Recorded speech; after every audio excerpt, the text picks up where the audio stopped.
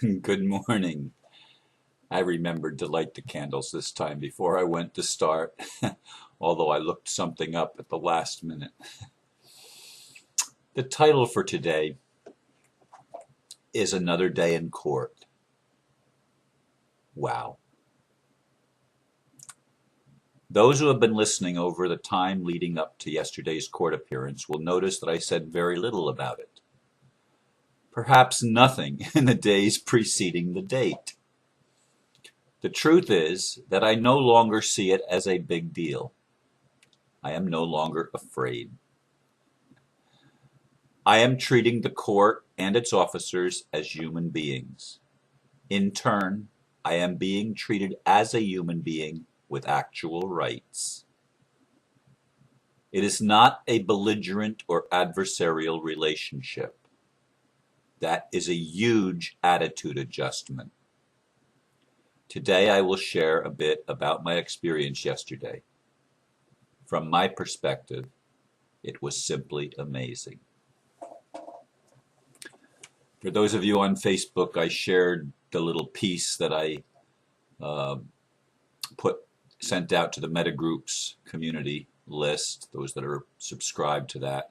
And it is basically a local thing. So you people that are in other states and in other countries and stuff like that, there's really not a whole lot there for you. It is a local community effort of mine that I've been doing since 1998.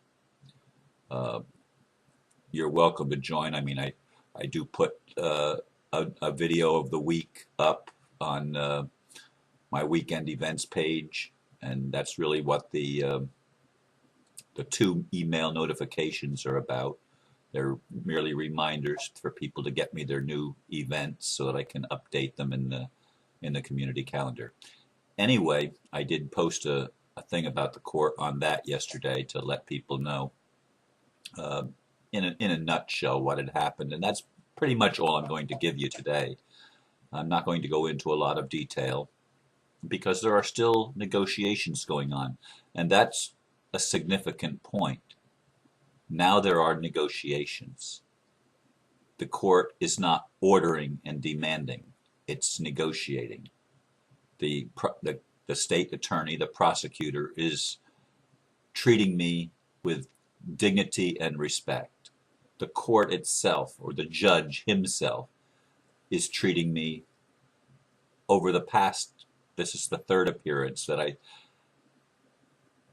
have left an imprint on that court.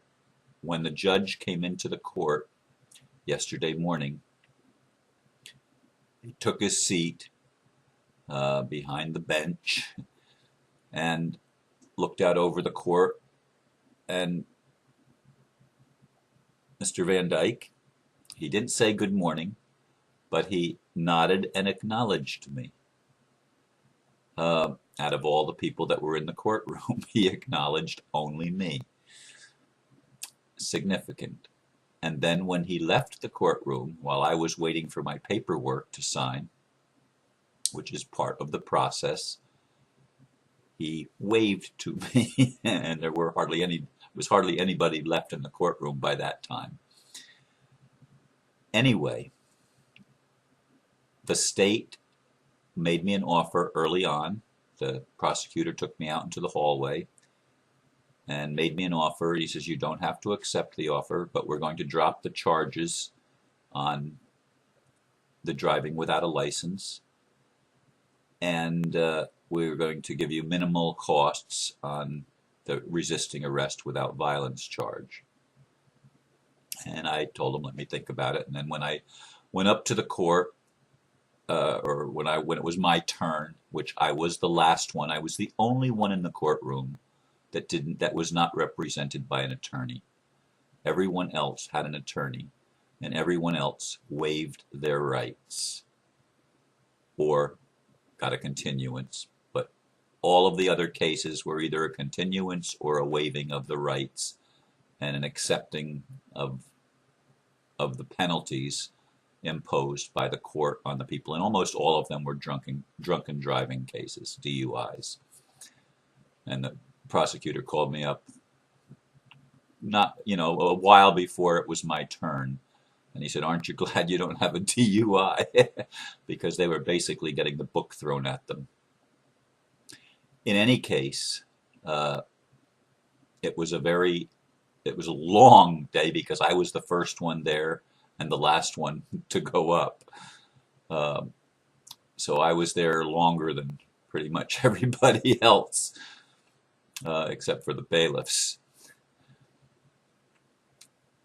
But it was not an unpleasant experience. If you remember back in June, I think after or May, June, after I had my first appearance, I mean, this same judge was belligerent toward me, but my attitude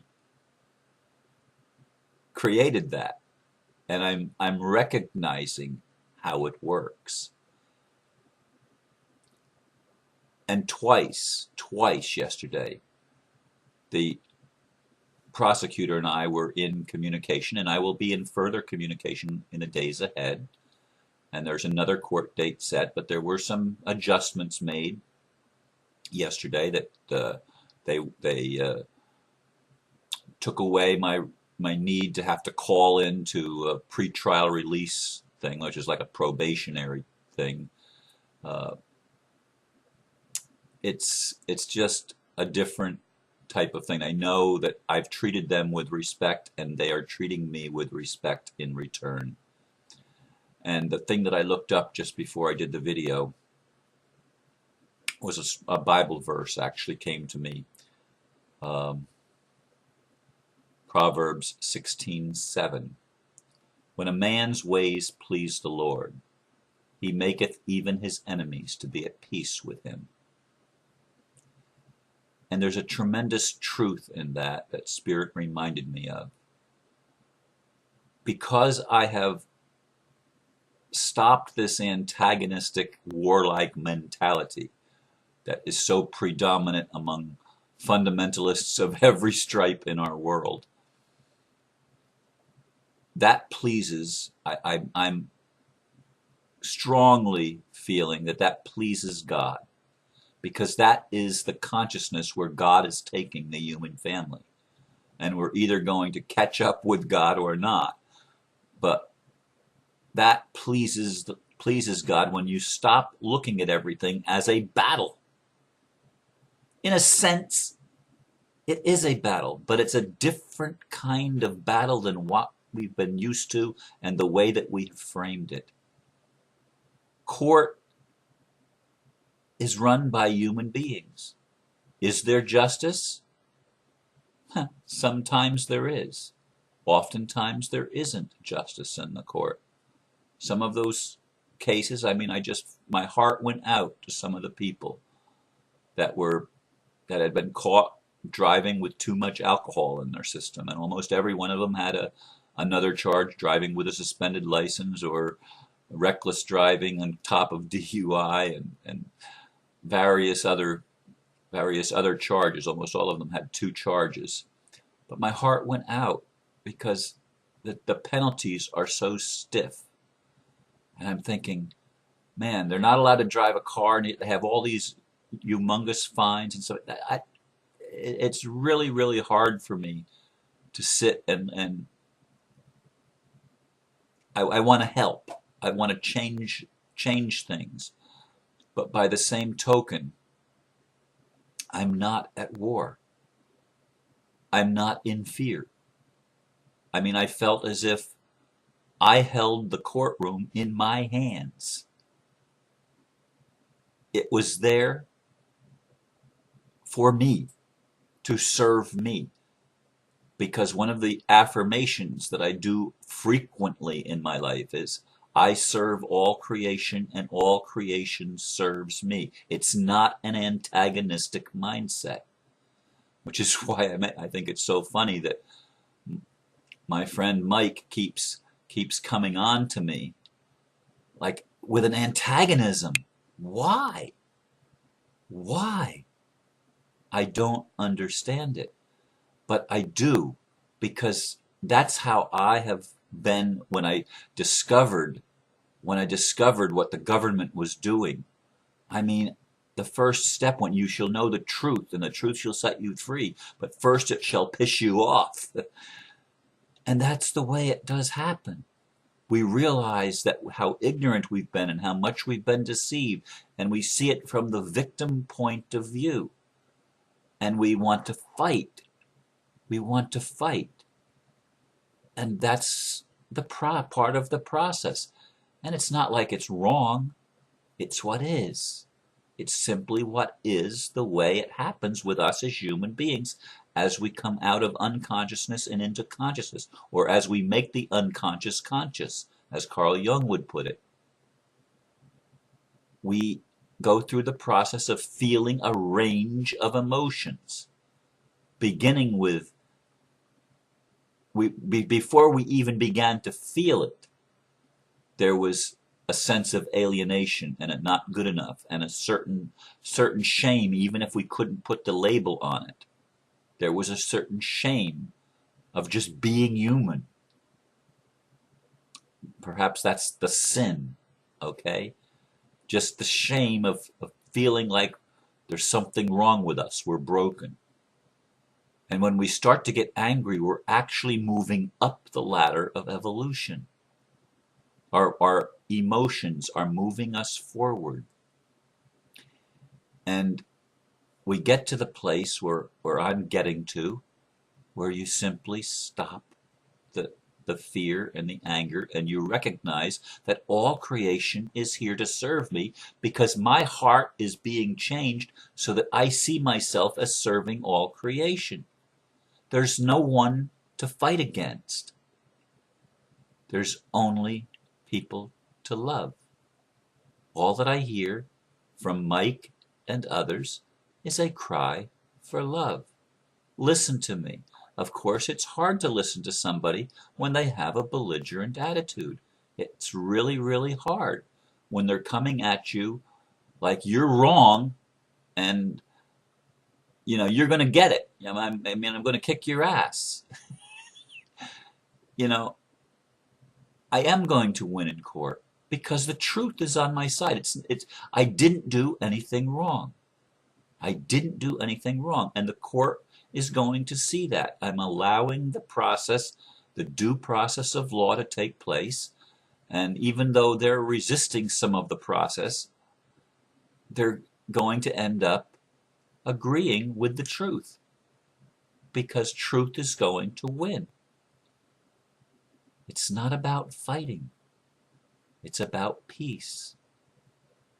And I thought, as I was saying that, about Tim Turner sitting in prison, possibly till March. That's what their intent is, to keep him there till the trial, and the trial is going to be some point in March. So he would have been there 6 months if that's the case.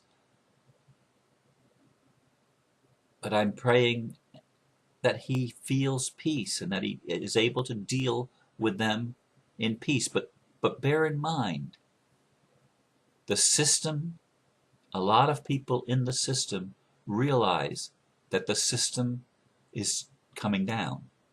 It cannot survive the consciousness shift that's going on in me, that's also going on in humanity. People are waking up and being led along that pathway of awakening, from being asleep and ignorant and in darkness to having the lights come on. And when the lights come on, evil can no longer prevail, because we start to live correctly. We turn evil around. And evil turned around in English is live. We learn to live. And living is a joyous thing. It is an amazing adventure where everything, in every moment, there's always a newness to it.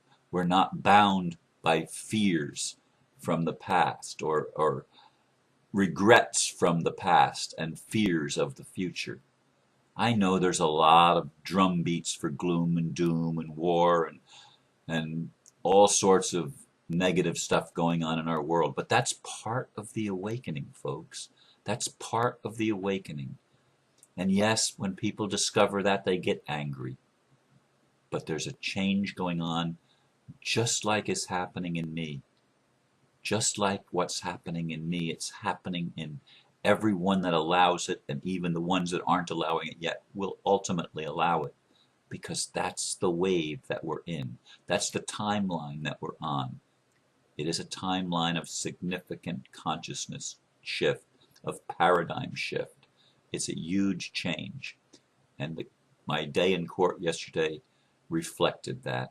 I will be sharing more in the days or weeks ahead as I have more to share. I'm not going to share all the details because it's not important, all the details, that everybody knows it at this point in time.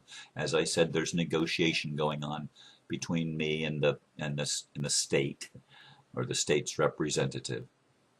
I'm going to leave it at that today. Once again, I'm appreciative of all of you that listen, and I do ask that on all of my videos, if it blesses you, if it means something to you, if it speaks to your heart, please feel free to share it with your friends or in your groups or whatever, so that more people can hear this, because it's an uplifting message that Spirit has given me, and I am the message, not just the messenger. What's happening in me makes me part of the message for others. You don't have to follow me, but follow my example of healing, because this is how the Holy Spirit is working in me. Thank you again for listening, and namaste.